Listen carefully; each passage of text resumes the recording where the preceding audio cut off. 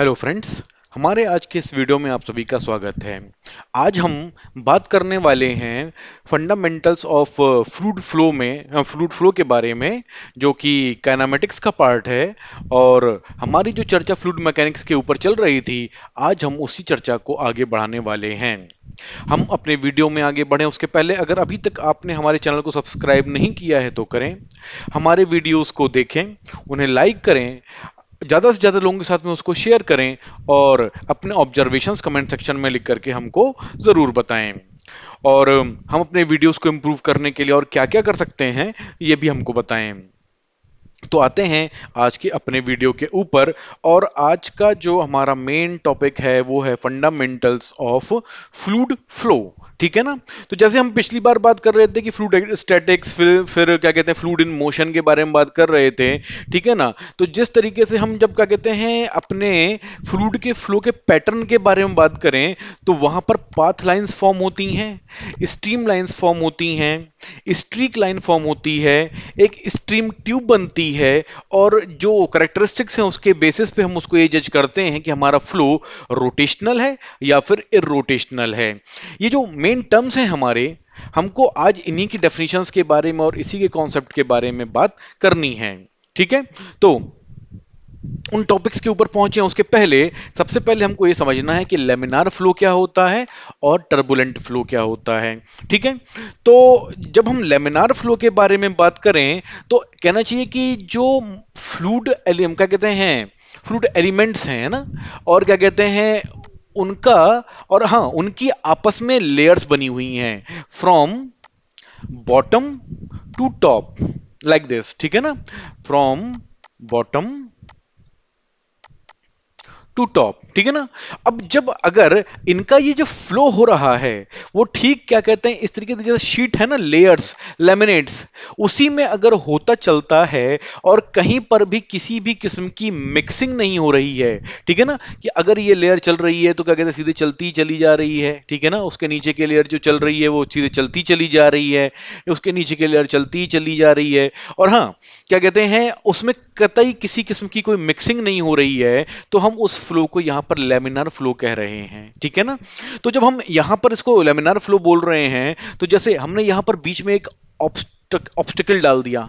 ठीक है। एक ऑब्स्ट्रक्शन डाल दिया, तो अब जो क्या कहते हैं यहां पर स्ट्रीम लाइन ऊपर की तरफ में थी वो थोड़ा सा डेविएट होकर के लेकिन उसी एक लेयर में निकलती चली गई। उसके नीचे जो क्या कहते हैं लेयर थी वो थोड़ा सा और ज्यादा डेविएट होकर के, उसके नीचे की लेयर थोड़ा और ज्यादा डेविएट होकर के निकली। लेकिन हाँ, अभी भी जो फ्लो हो रहा है वो शीट्स में, लेयर्स में या लेमिनेट्स में होकर के तब हो रहा है। और अगर जब हमको इसको फ्लो लेमिनार है या टर्बुलेंट है उसको डिफाइन करने के लिए हम रेनॉल्ड्स नंबर का यूज करते हैं, आर ई। और अगर Reynolds number is less then 2000, ठीक है, तब हमारा फ्लो लेमिनार माना जाता है। लेमिनार मतलब कि एक किस्म का स्टिलनेस आप कह सकते हो उसको वहां पे। ठीक है ना। नॉन मिक्सिंग टाइप, इस टाइप की सिचुएशन है वहां पर, है ना। मैं स्टिलनेस भी उसको नहीं बोलूंगा, मूविंग वाटर है तो भाई स्टिल वाटर तो नहीं हो सकता, फ्लोइंग वाटर है तो स्टिल वाटर तो नहीं हो सकता, लेकिन उसमें किसी किस्म की क्या कहते हैं मिक्सिंग नहीं हो रही है। इस चीज को हमको ध्यान में रखना है कि मतलब नो मिक्सिंग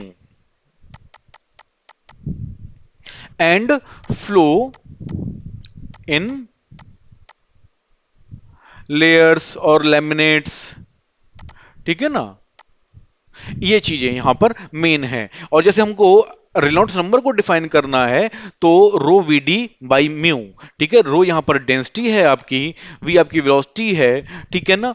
और क्या कहते हैं जब हम म्यू के बारे में बात करें तो ये डायनामिक विस्कोसिटी है, जिसको हम काइनेमेटिक विस्कोसिटी में करके भी लिख सकते हैं। तो अगर दूसरा फॉर्मूला लिखेंगे तो क्या हो जाएगा, वी डी अपॉन न्यू। तो ये हो जाएगी हमारी काइनेमेटिक विस्कोसिटी। ठीक है ना। तो उसके हिसाब से भी ये हमारा जो क्या कहते हैं रेनॉल्ड्स नंबर है उसको हम कैलकुलेट करके निकाल सकते हैं। ठीक है। तो जब हम बात करें कि जब हमारी फ्लो वेलोसिटी इंक्रीज करती है, ठीक है ना, जैसे हमने पीछे में यहां पर देखा हुआ था। ठीक है ना। ये हमारी वेलोसिटी जो है वो अगर इंक्रीज कर रही है यहां पे, ठीक है ना, तो क्या हो रहा है कि in such a case sheet like flow gets mixes, ठीक है ना। अब वहां पर एक क्या कहते हैं मिक्सिंग का जो फेनोमेना है वो अकर करने लग जाएगा एक लेयर का दूसरे लेयर के साथ में, ठीक है ना। और यहां पर जो क्या कहते हैं जो फ्लो है food particular individual fluid elements का, वो रैंडम हो जाएगा, जिसकी वजह से फ्लो में टर्बुलेंस कॉज हो जाएगा। मतलब वो मिक्सिंग यहां पर रिस्पॉन्सिबल हो रही है इस वजह, और क्योंकि मिक्सिंग हो रही है क्योंकि टर्बुलेंस है, और क्या कहते हैं टर्बुलेंस है तो उसकी वजह से मिक्सिंग हो रही है, ठीक है ना। तो there will be eddy current generated and flow reversal takes place, ठीक है ना। मतलब कि एडी करंट्स वहां पर जनरेट हो जाएंगी और वहां पर फ्लो रिवर्सल रिवर्सल भी हो सकता है।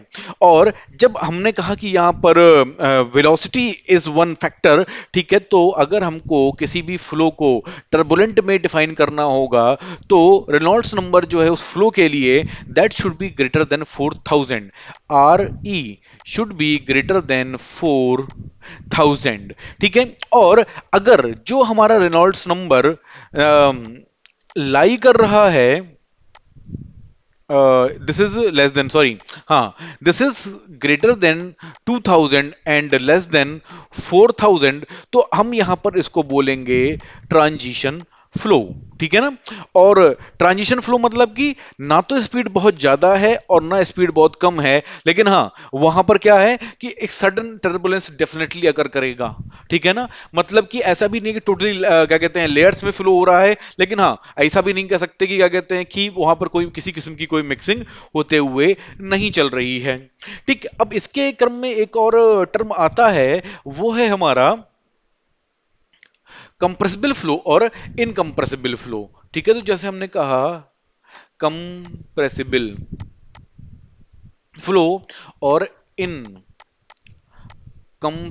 फ्लो, तो कंप्रेस करना मतलब कि हम कम वॉल्यूम में ज्यादा से ज्यादा मास वहां पर भर पाए। मतलब क्या कहते हैं, अगर ऐसा कुछ हो पा रहा है कि वॉल्यूम को हम कम कर सकते हैं, ठीक है, या एक सडन वॉल्यूम में ज्यादा से ज्यादा मास क्या कहते हैं फिल कर सकते हैं, तो हम उसको वहां पर बोलेंगे कंप्रेशन के चांसेस हैं, कंप्रेसिबिलिटी के चांसेस हैं, ठीक है ना। तो इसका संबंध क्या है कि अगर fluid density does not change, ठीक है ना, अलोंग द फ्लो डायरेक्शन, ठीक है, तो अगर नहीं चेंज हो रही है तो इनकंप्रेसिबल हो गई।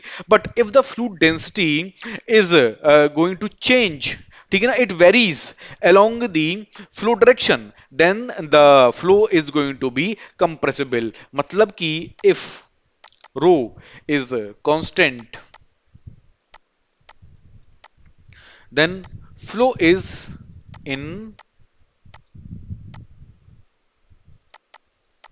कंप्रेसिबल, एंड इफ रो मतलब कि डेंसिटी इज नॉट कांस्टेंट, तो फ्लो हो गया हमारा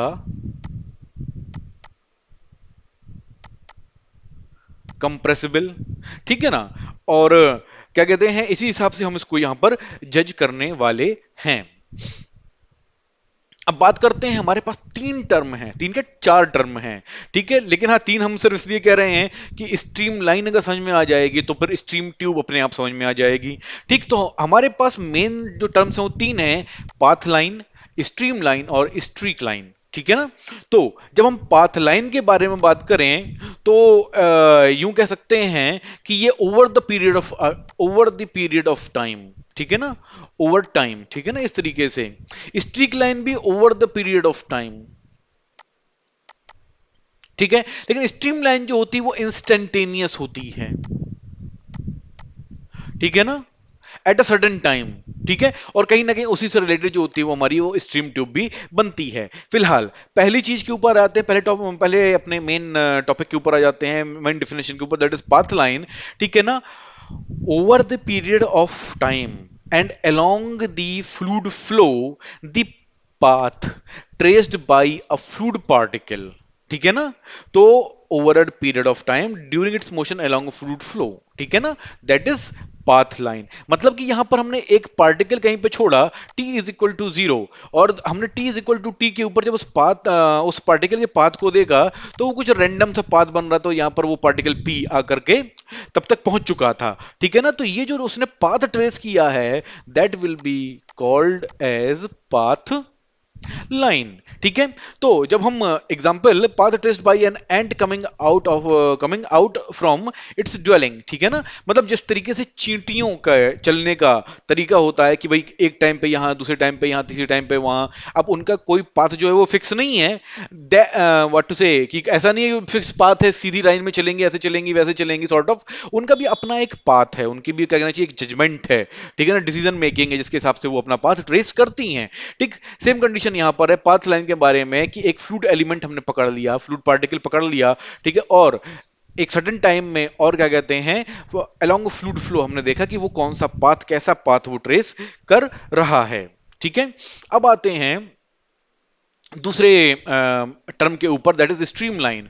ठीक है, सपोज कि क्या कहते हैं हमने अपने कहना चाहिए एक फ्लो हो रहा था, लेमिनार किस्म का फ्लो था लेट्स से, और बीच में हमने एक ऑब्स्टेकल लगा दिया, रख दिया, और अब जो है जो लेयर्स बन रही थी, ठीक है ना, लेमिनेट्स बन रहे थे, वो कहीं ना कहीं अपने पाथ से डेविएट होंगे, और कहना चाहिए इंस्टेंटेनियसली जब हम वहां पर क्या कहते हैं एक टेंजेंट ड्रॉ करें, ठीक है ना, किसी भी पॉइंट के ऊपर, ठीक है ना, जैसे ये यहां पर है ना, ये यहां पर, ये यहां पर, ठीक है ना, तो वहां पर क्या है कि ये जो इमेजिनरी लाइन है, ठीक है ना, वो उस पर्टिकुलर कंडीशन में, उस इंस्टेंट पे, ठीक है ना, उस जगह पे जो वेलोसिटी बताएगी, वो जो पाथ बताएगी, that will be called as an stream line. ठीक है ना, तो जैसे हमने पहले कहा था इंस्टेंटेनियस है, यहां के लिए अलग है, यहां के लिए वो स्ट्रीम लाइन अलग है, यहां के लिए वो स्ट्रीम लाइन अलग है, यहां के लिए वो स्ट्रीम लाइन अलग है।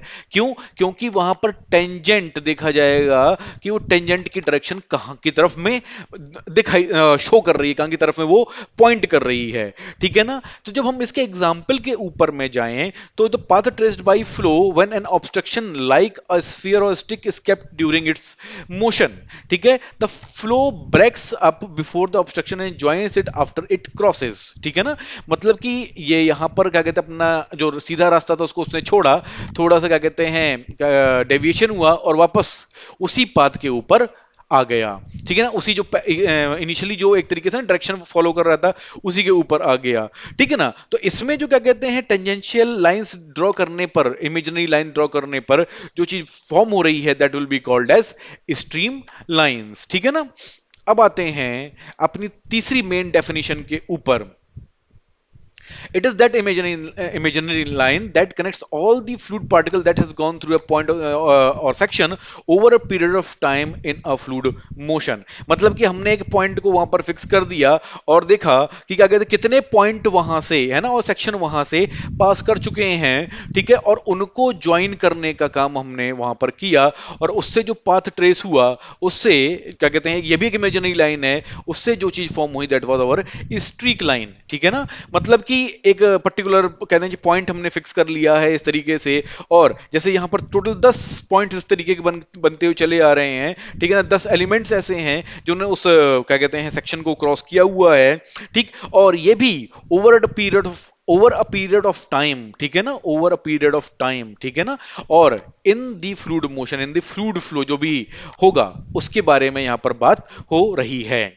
अब बात करते हैं स्ट्रीम ट्यूब के ऊपर। ठीक है ना, एन इमेजिनरी ट्यूब, ट्यूब के लिए हमको क्या एक क्रॉस सेक्शन चाहिए है, ध्यान रखिएगा, और इसमें एक तरीके की वॉल है।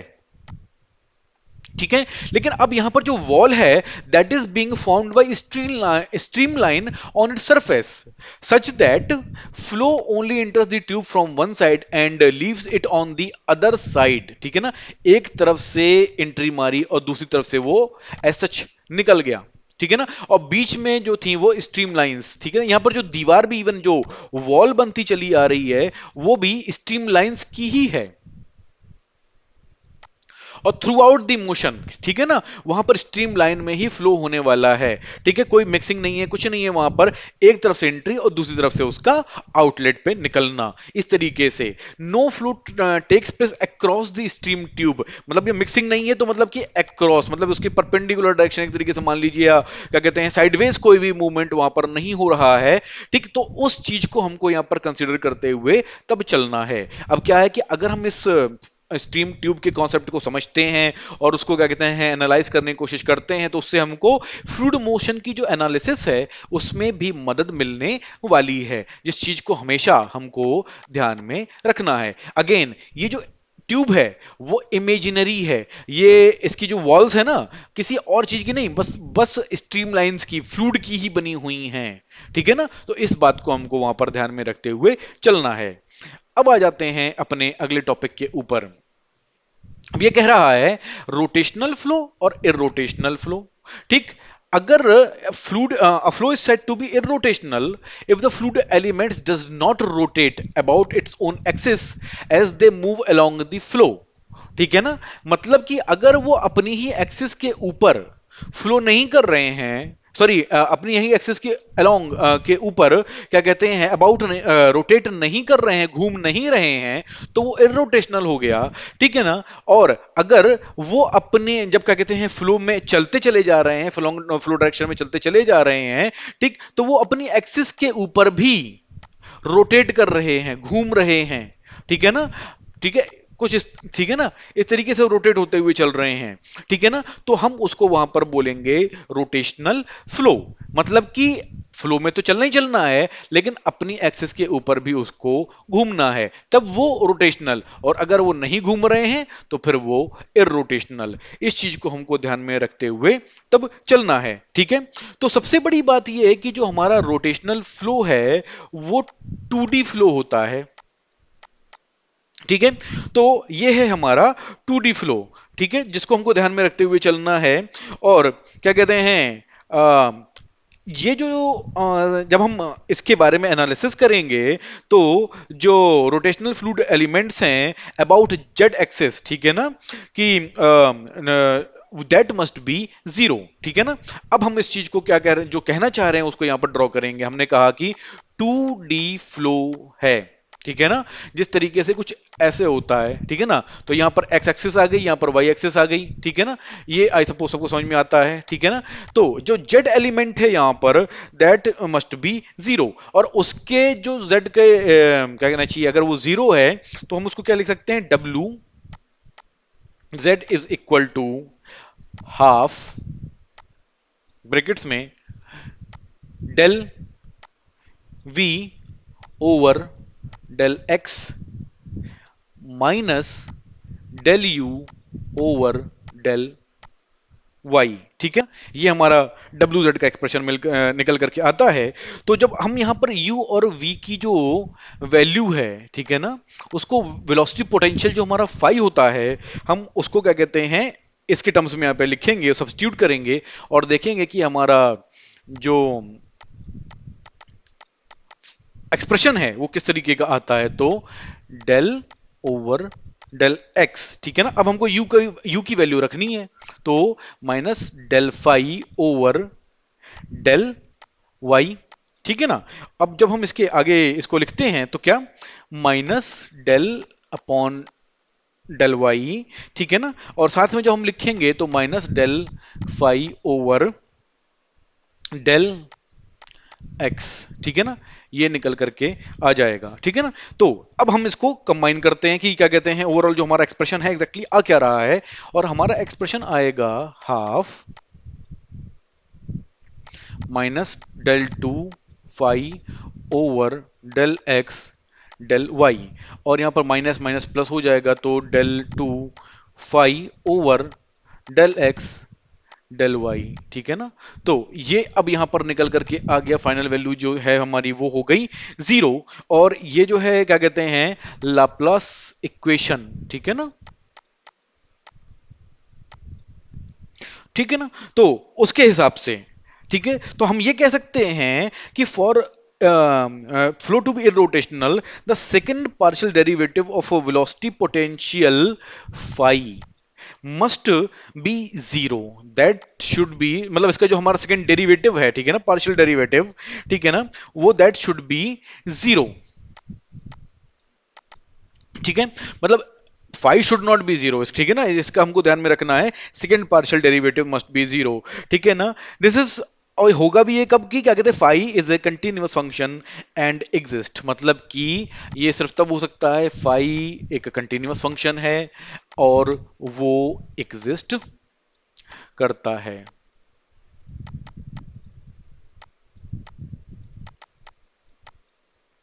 ठीक है।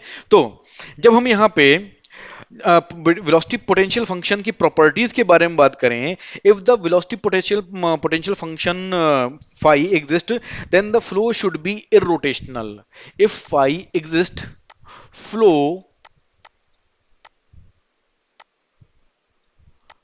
Should be irrotational. ठीक है ना।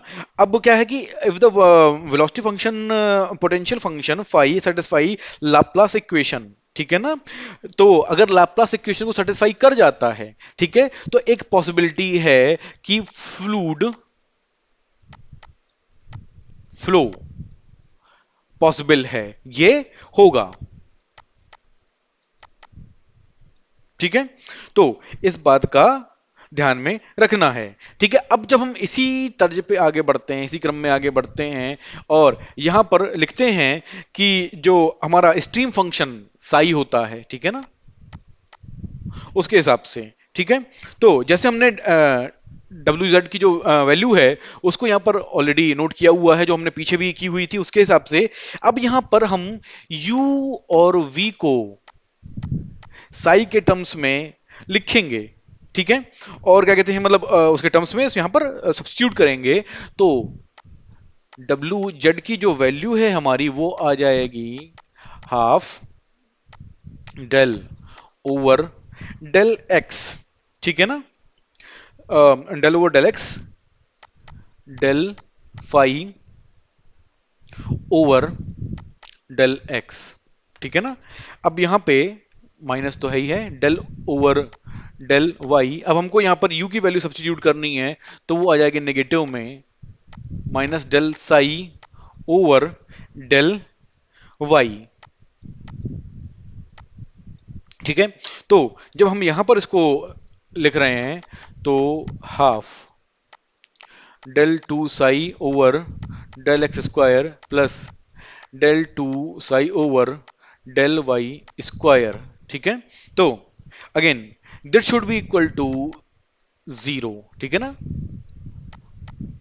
Laplace equation. ठीक है। तो this should be equal to zero. ठीक है। तो यहां पर क्या कहते हैं, जो लाप्लास इक्वेशन मिल रही है वो that is in terms of Sai, ये हमको मिल रही है, पीछे मिली थी फाई के टर्म्स में, वेलोसिटी पोटेंशियल फंक्शन के टर्म्स में, यहां पर हमको मिल रही है स्ट्रीम फंक्शन के टर्म्स में। ठीक है। तो यहां पर जो क्या कहते हैं स्ट्रीम फंक्शन की जो प्रॉपर्टीज हैं वो क्या बोलती हैं कि अगर साई एग्जिस्ट करता है, ठीक है, तो यहां पर क्या कहते हैं फ्लूइड फ्लो होगा, इसका केस बनता है। ठीक है ना। और अगर क्या कहते हैं Sai that satisfies Laplace equation, ठीक है ना, तो क्या है कि जो फ्लो होगा हमारा वो इररोटेशनल होगा। ठीक है ना, यही होगा। ठीक है ना। तो क्या कहते हैं रोटेशनल कब होगा और इरोटेशनल कब होगा, वेलोसिटी पोटेंशियल के टर्म्स में और स्ट्रीम फंक्शन के टर्म्स में। ठीक है ना। उन दोनों चीजों को हमको ध्यान में रखते हुए तब अपने कैलकुलेशंस को वहां पर करना होगा। ठीक है। तो आज के वीडियो में इतना ही। मैं उम्मीद करता हूं कि हमारा आज का वीडियो आप सभी को पसंद आया होगा। बहुत जल्दी आपसे अपने अगले वीडियो में फिर मुलाकात होगी।